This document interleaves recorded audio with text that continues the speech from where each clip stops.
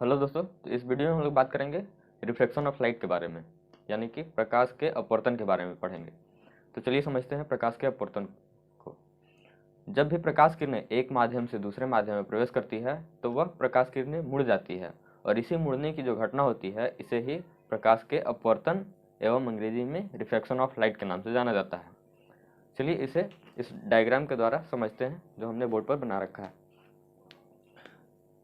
जब कोई लाइट हवा में गमन करती है यानी कि चलती है तो वह सीधी रेखा में गमन करती है। ये आप लोगों सबको को पता होगा, हमने पहले भी बताया है। तो मान लीजिए ये जो मीडियम है जिसमें हवा लाइट पास कर रही है वह है हवा, एयर।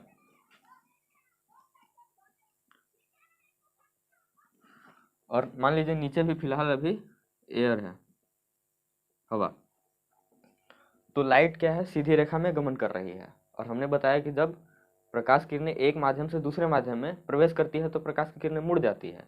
तो रिफ्लेक्शन ऑफ लाइट को होने के लिए दो माध्यम की जरूरी पड़ती है। जहाँ पे लाइट एक माध्यम से दूसरे माध्यम में जाएगी तभी रिफ्लेक्शन ऑफ लाइट होगी, यानी कि प्रकाश का अपवर्तन होगा। तो ये तो हमने जान लिया कि जो प्रकाश की किरणें हैं वो सीधी रेखा में गमन करती है एक माध्यम में। अब यहाँ सपोज कीजिए कि नीचे पानी है और प्रकाश की माध्यम के बारे में हमने पहले बताया था कि जिसमें प्रकाश आसानी से चल सके उसे प्रकाशीय माध्यम कहते हैं। तो पानी, कांच, हवा ये सब प्रकाशीय माध्यम है क्योंकि इसमें लाइट एक छोर से दूसरे छोर तक पहुंच जाती है, आर पार हो जाती है। तो जब नीचे पानी रहेगा ऊपर हवा रहेगा तो हवा से जब लाइट आएगी तो डायरेक्ट पानी में सीधा नहीं जाएगी, तो ये क्या होगी, मुड़ जाएगी।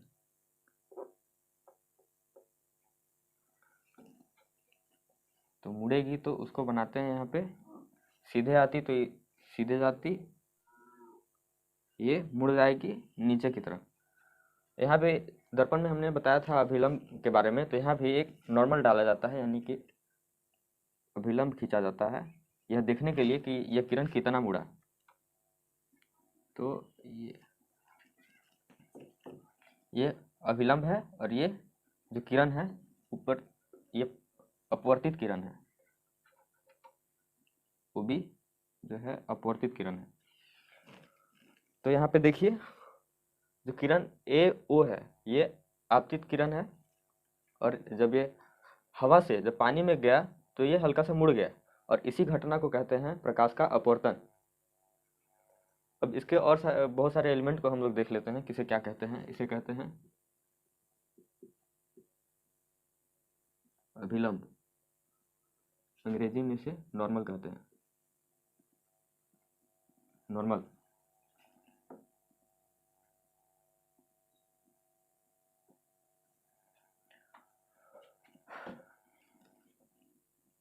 और इस एंगल को एंगल आई कहते हैं, इस एंगल को एंगल आर कहते हैं। एंगल आई का मतलब यहाँ एंगल ऑफ इंसिडेंस है,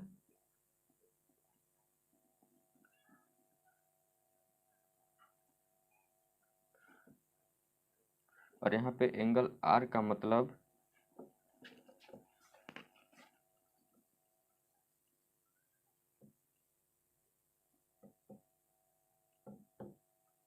यहाँ पे एंगल ऑफ रिफ्लेक्शन है, एंगल आर का मतलब। यहाँ पे पहले आप लोगों को एक और एग्जांपल के द्वारा करा देना चाहता हूँ कि रिफ्लेक्शन ऑफ लाइट कैसे होता है। देखिए इसके लिए हमने दो चीज़ों को लिया है, एक है यहाँ पे ग्लास और एक है पेंसिल। जब हमने इस पेंसिल को इस ग्लास में डाला तो आप लोगों को अभी ये सीधा दिख रहा होगा, दिख रहा है, ये इधर से आया सीधा है। अभी क्योंकि इसमें पानी नहीं है, ये गिलास पूरा खाली है, यानी कि इसमें भी हवा है ग्लास में भी, और ये बाहर भी हवा है, इसीलिए अभी इसका रिफ्लेक्शन नहीं हुआ है, लाइट का अपवर्तन नहीं हुआ है। पर जैसे ही अब इसमें हम पानी डालते हैं, आप लोग देखिएगा एक जादू होगा, देखिए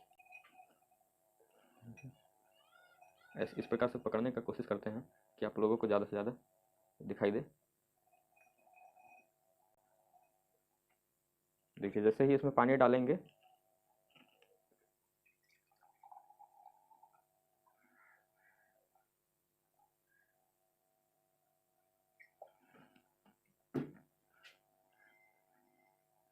देखिए ये क्या लग रहा है कि टूटा हुआ है, पेंसिल लग रहा है टूटा हुआ है। यहाँ पे आप लोग देख सकते हैं तो पेंसिल का इधर का दिख रहा है और सीधा गया है पेंसिल।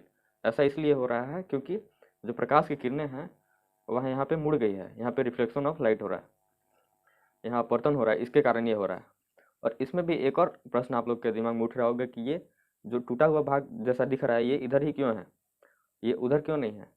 तो इसके बारे में भी अभी हम आप लोगों को बताएंगे। देख सकते हैं, ये आप सब भी कर सकते देख सकते हैं। यहाँ देखिए ये पेंसिल बिल्कुल अभी सीधा है और जैसे ही इसे हम पानी में डालेंगे देखिए फर्क, तो इसे ही कहते हैं रिफ्लेक्शन ऑफ लाइट।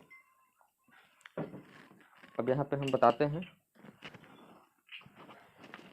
आप लोगों को कैसा क्यों हुआ। और यहाँ पे भी देखें कि हमने जो बोला कि प्रकाश की किरणें मुड़ जाती है वह इस अभिलंब की तरफ ही क्यों मुड़ा, उधर क्यों नहीं मुड़ा। तो उधर भी मुड़ेगा जब अगर ऊपर पानी होता नीचे हवा होता तो अभिलंब से दूर इसका जो किरण है मुड़ती। तो ऐसा इसलिए होता है कि जब भी प्रकाश किरणें रेयर मीडियम से डेंसर मीडियम में जाता है तो प्रकाश की किरणें अभिलंब की तरफ मुड़ती है, और जब डेंसर मीडियम से प्रकाश की किरणें रेयर मीडियम में जाती है तो प्रकाश की किरणें अभिलंब से दूर होती है। रेयर मीडियम और डेंसर मीडियम अभी आया बात। तो रेयर मीडियम और डेंसर मीडियम क्या होता है इसे समझ लेते हैं। जिस मीडियम की डेंसिटी यानी कि घनत्व कम होता है उसे रेयर मीडियम कहते हैं, और जिस मीडियम की जो घनत्व होती है डेंसिटी ज़्यादा होती है उसे रेयर मीडियम कहते हैं। जैसे कि पानी का घनत्व हवा के मुकाबले ज़्यादा होता है, तो यहाँ पे जो रेयर मीडियम है वो हवा हो जाएगा और डेंसर मीडियम जो है वह पानी हो जाएगा। तो आशा करते हैं आप लोगों को समझ में आया होगा। तो इसीलिए यहाँ जो प्रकाश की किरणें हैं वह जो अभिलंब की तरफ मुड़ी है, और यही चीज़ को पूरा उल्टा कर दिया जाए तो जैसा कि आप देख रहे हैं कि अभिलंब से ये किरण दूर है, वैसे ही जब लाइट पानी से हवा में जाएगा तो जो किरण होगा वह अभिलंब की तरफ नहीं, अभिलंब के दूसरी तरफ यानी कि अभिलंब से दूर हटेगा। तो इसे कहते हैं इंसिडेंट रे, यानी कि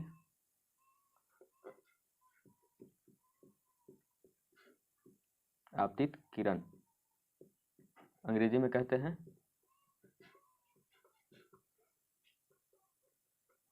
इंसिडेंट रे, और इसे कहते हैं अपवर्तित किरण, इसे अंग्रेजी में कहते हैं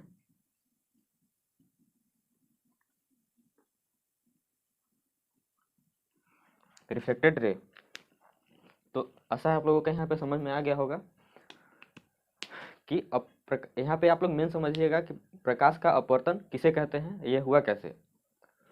अब इसके बाद इसका प्रॉपर्टीज को बताते हैं आप लोगों को कि इसका प्रॉपर्टीज क्या होता है। तो यहाँ पे देखिए आप लोग कभी भी गलती मत कीजिएगा, जब प्रकाश का परावर्तन हो रहा था तो वहाँ पे आपतन कोण और परावर्तन कोण बराबर होता है, पर यहाँ पे हमने क्या बताया कि जब प्रकाश की किरणें डेंसर मीडियम में जाती है फिर दूसरे मीडियम में जाती है तो प्रकाश की किरणें मुड़ जाती है।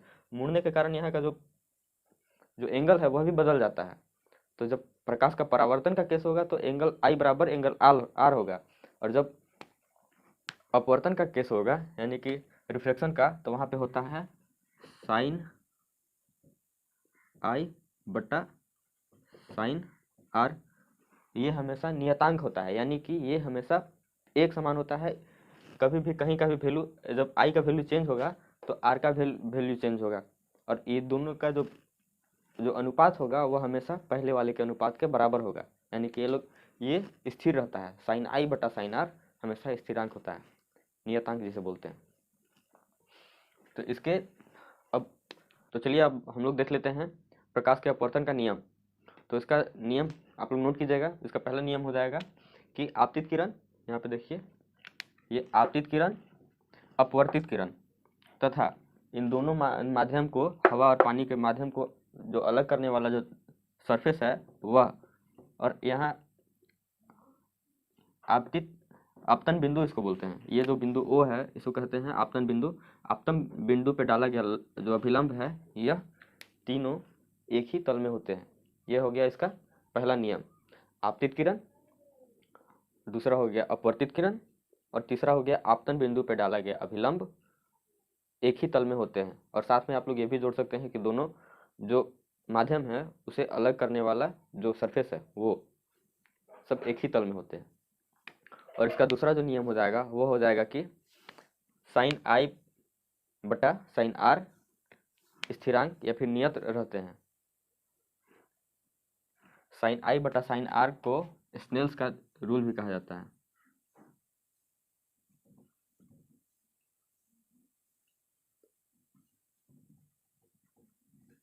स्नेल का नियम। साइन आई बटा साइन आर यहाँ इसलिए क्या कहा जा रहा है क्योंकि जब भी मान लीजिए अभी एंगल यहाँ आई है, कभी इसका जो एंगल है वह बढ़ गया है और इधर से आ रहा है प्रकाश की किरणें, तो इसका जो अपवर्तित किरण होगा उसका भी एंगल चेंज होगा। यहाँ पे आप लोग देख रहे हैं कि अभी जो प्रकाश की किरण है और अभिलंब दोनों के बीच में एंगल आई बन रहा है और नीचे आर है। अगर ऊपर के एंगल को बढ़ा दिया जाए, मान लीजिए इस प्रकार से प्रकाश किरण आने लगा, तो इसका भी यहाँ पे एंगल आई डैश बन गया। तो एंगल जो रिफ्लेक्शन है, एंगल ऑफ रिफ्लेक्शन, वह भी बढ़ेगा, यहाँ भी वह भी आर डैश हो जाएगा। लेकिन आई बटा आर का जो अनुपात होगा और आई डैश बटा आर डैश का अनुपात होगा वह बराबर होगा। इसे ही कहते हैं स्थिरांक। अगर यह माध्यम हवा और पानी में ही किया जाए, यह ऐसा नहीं है कि पहले बार एंगल आई और आर था और जो मीडियम था जिसमें एंगल ऑफ रिफ्लेक्शन हुआ वह हवा और पानी था, तो बाद में हवा और कांच कर दिया, तो इसमें ये काम नहीं करेगा। मीडियम जो है, माध्यम सेम रहना चाहिए, केवल जो कोण है एंगल ऑफ इंसिडेंस का उसे बढ़ाइएगा, तो जो एंगल ऑफ आर है, एंगल ऑफ रिफ्लेक्शन जो प्राप्त होगा, इन दोनों का जो अनुपात होगा वह बराबर होगा। इसे ही कहते हैं स्थिरांक। और इस जो निकाला जाता है इसे स्नेल्स का नियम कहा जाता है, याद रखिएगा आप लोग। तो यही था रिफ्रैक्शन यानी कि अपवर्तन, लाइट का, प्रकाश का अपवर्तन। तो आशा करते हैं आप लोगों को ये समझ में आया होगा। इससे अगला जो टॉपिक है हमारा वह है अपवर्तनांक, कितना अपवर्तन हुआ उसके बारे में पढ़ना है। तो चलिए थोड़ा थोड़ा पढ़ के रखिए आप लोग बुक से, क्योंकि जब पढ़ के रखिएगा तो जो समझाएंगे उसमें समझने में आप लोगों को मदद मिलेगी, क्योंकि बहुत सारे चीज़ आप लोगों को पढ़ा हुआ रहेगा। और जहाँ पे भी डाउट होता है उसे आप लोग अवश्य पूछें कमेंट बॉक्स में। धन्यवाद यह वीडियो देखने के लिए आप सब।